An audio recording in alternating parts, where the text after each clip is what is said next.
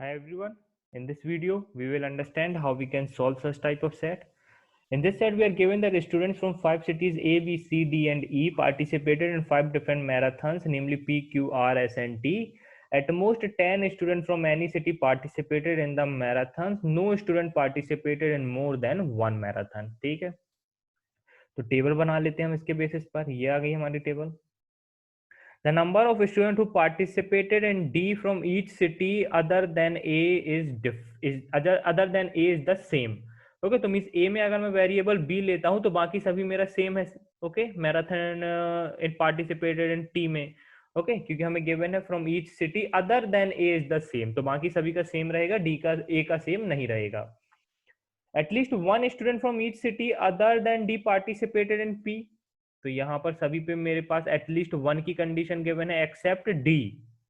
ठीक है, तो डी की वैल्यू क्या जाएगी हमारी 0, क्योंकि डी की वैल्यू अगर मैं 1 लूंगा तो देखिए हमारी ये कंडीशन मीन्स हमारा ये पॉइंट फिर होगा ही नहीं यहाँ पर. ओके फिर हमारा ये पॉइंट देने का हमारा कोई यूज ही नहीं होता अगर यहाँ पर 0 नहीं होता तो. इसलिए हमें गिवन है at least one student from each city other than D participated in P. Other than D बोला है तो डी की वैल्यू क्या जाएगी 0. डी इन पी 0 आ जाएगा हमारा. While in each marathon other than P, at least one student from D participated. तो D के हमारे at least one student होंगे इन सभी में. Of the total number of students from D who participated in different marathons, the maximum number of students participated in S. तो यहाँ पर जो D की मेरी वैल्यू होगी वो मैक्सिमम होगी. ओके D के पॉइंट ऑफ व्यू से अगर हम देखें तो उसके जो भी नंबर ऑफ स्टूडेंट होंगे वो मैराथन S में मैक्सिमम होंगे. And at least one student from each city participated in each of the two marathons, that is S and Q. तो सभी cities से हमारे पास यहाँ पर एटलीस्ट वन की कंडीशन गिवन है. ओके तो एटलीस्ट वन तो होगा ही हमारे पास यहाँ पर S and Q में. The total number of students from A who participated in different marathons is 2 more than that of E, which in turn is 1 more than that of C, which in turn is 1 more than that of B, which in turn is 1 more than that of D.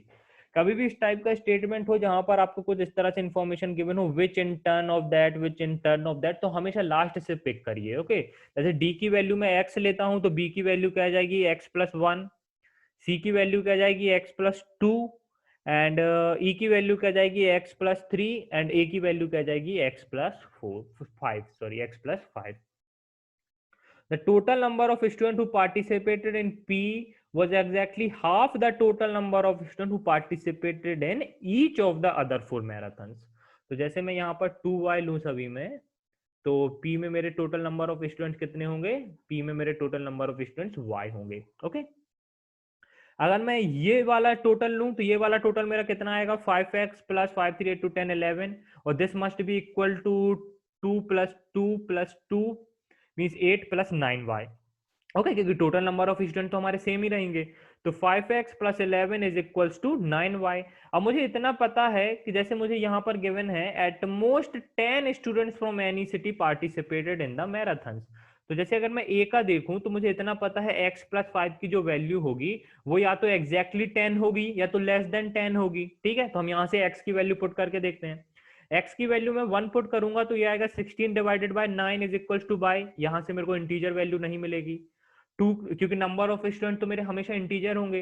Okay 2 put करेंगे तो कितना आएगा 21 divided by 9, ये भी integer value नहीं मिलेगी. 3 put करेंगे तो 26 डिवाइडेड बाय 9, यहाँ पर भी इंटीजर वैल्यू नहीं मिलेगी. 4 पुट करेंगे तो 31 डिवाइडेड बाय 9, ये भी इंटीजर वैल्यू नहीं मिलेगी. एंड 5 पुट करेंगे तो 36 डिवाइडेड बाय 9, यहाँ से मेरे को y की इंटीजर वैल्यू मिलेगी 4. तो y की वैल्यू 4 आएगी, x की वैल्यू 5 आएगी. अब देखिए 5 plus 5 is equals to 10, means ये हमारा एटमोस्ट 10 की कंडीशन को सेटिस्फाई कर रहा है. तो हम यहाँ पर वैल्यूज पुट कर देते हैं. 5 प्लस 5 10 6 7, यह जाएगा 5 एंड 8, ये आ जाएगा 5, ये आ जाएगा 8. और यहाँ पर देखिए ये y की वैल्यू भी मुझे पता है तो y की वैल्यू भी पुट कर देता हूँ मैं.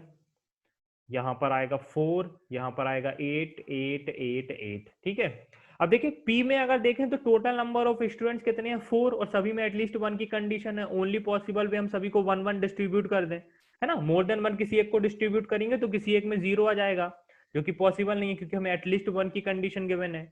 तो ये हटा देते हैं अब हम. ठीक है ये हमारा डिस्ट्रीब्यूट हो गया P में. क्या गिवन है अब हमारे पास? और the number of student from A who participated in different marathons is different and no student from A participated in R. तो यहाँ पर वैल्यू हमारी 0 आएगी, no student participated in R. Equal number of student from E participated in Q R and S. Okay, equal number of student participated in Q R and S. Okay, देखते हैं। सबसे पहले तो यहाँ पर समझिए डी का हमारे पास ये 5 है। ओके, डी का हमारे पास नंबर ऑफ स्टूडेंट 5 है, और जो ये ब्लॉक बनाया है मुझे यहाँ पे मैक्सिमम चाहिए। मीन्स हमारे पास 4 ब्लॉक्स हैं जहां पे हमें इस 5 को डिस्ट्रीब्यूट करना है। तो ओनली पॉसिबिलिटी है 1, 1 एंड 2, तभी मेरा 2 यहाँ पर मैक्सिमम आएगा। तो 1, 1, 2 एंड 1, ए की वैल्यू 1 आ जाएगी, तो ए की वैल्यू 1 पुट कर देते हैं। ए की वैल्यू 1 आएगी। अब देखिए ई का, देखिए सबसे पहले एक काम करते हैं, पहले इसको इरेज कर देते हैं। ओके, ये साइड में जो लिखा है इसको इरेज कर देते हैं। ए की वैल्यू 1 आ जाएगी, क्योंकि देखिए डी का मुझे बोला गया था कि मैराथन एस में मैक्सिमम होगा। ओके, मैराथन एस में मैक्सिमम होगा, तो मैक्सिमम ओनली पॉसिबिलिटी है कि 2, अगर मेरे को 5 को डिवाइड करना है 4 ब्लॉक्स में और एक जगह पे मैक्सिमम रखना है, तो ओनली पॉसिबिलिटी है 2 एंड 1, 1, 1। अब देखिए ई का क्या गिवन है? Equal number of student from E participated in Q R and S. Total student 8 है, 1, 1 तो मेरा डिस्ट्रीब्यूट हो चुका है पी एंड टी में, बचा क्या मेरा 2, 2 एंड 2। ओके, ये हो गया हमारे पास। अब देखिए यहाँ पर b की वैल्यू कितनी आ जाएगी? b की वैल्यू आ जाएगी 4, क्योंकि t का टोटल नंबर ऑफ स्टूडेंट कितने हैं? 8। अब देखिए मुझे यहाँ पर एक कंडीशन गिवन थी। क्या गिवन था? The number of students from A participated in different marathons is different. ठीक है, तो 10 किस तरह से पॉसिबल है मेरा? 1 + 2 + 3 + 4। ओके, सभी 4 वैल्यू डिफरेंट होनी चाहिए, इस तरह से पॉसिबल है ये मेरा। 1 एंड 4 को हम प्लॉट कर चुके हैं। अब देखिए यहाँ पर आइदर 2 आएगा या 3 आएगा। सपोज मैं यहाँ पर 3 लेता हूँ, तो मुझे एटलीस्ट 1 की कंडीशन गिवन है दोनों जगह पे। तो यहाँ पर भी एटलीस्ट 1 अगर मैं लेता हूँ दोनों में, तो आप देखिए टोटल मेरा कितना आ रहा है? 3 + 1 4 + 1 5 + 2 7 to 9। और मुझे पता है एस में मेरे टोटल नंबर ऑफ स्टूडेंट्स कितने हैं? एस में मेरे टोटल नंबर ऑफ स्टूडेंट्स 8 हैं, तो 3 यहाँ पर नहीं आएगा। तो यहाँ पर क्या आएगा? 2। अब देखिए 6 डिस्ट्रीब्यूट होगा, यहाँ पर एटलीस्ट 1, 1 चाहिए, तो 1, 1 यहाँ पर आ जाएगा, 3 मेरा यहाँ पर आ जाएगा।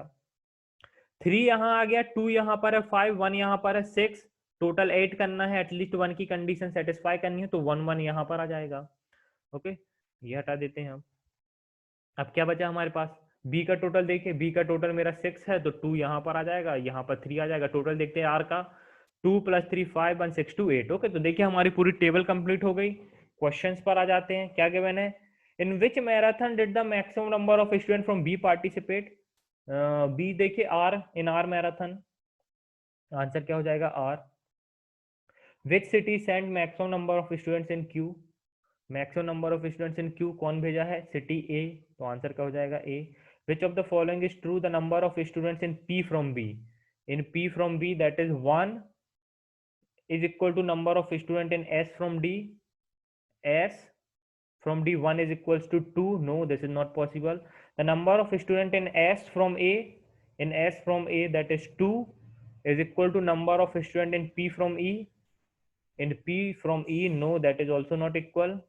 The number of students in S from E, in S from E, that is 2, is equal to the number of student in T from C, in T from C, again that is not equal. The number of students in Q from A, in Q from A, that is 3, is equal to the number of student in R from C, in R from C.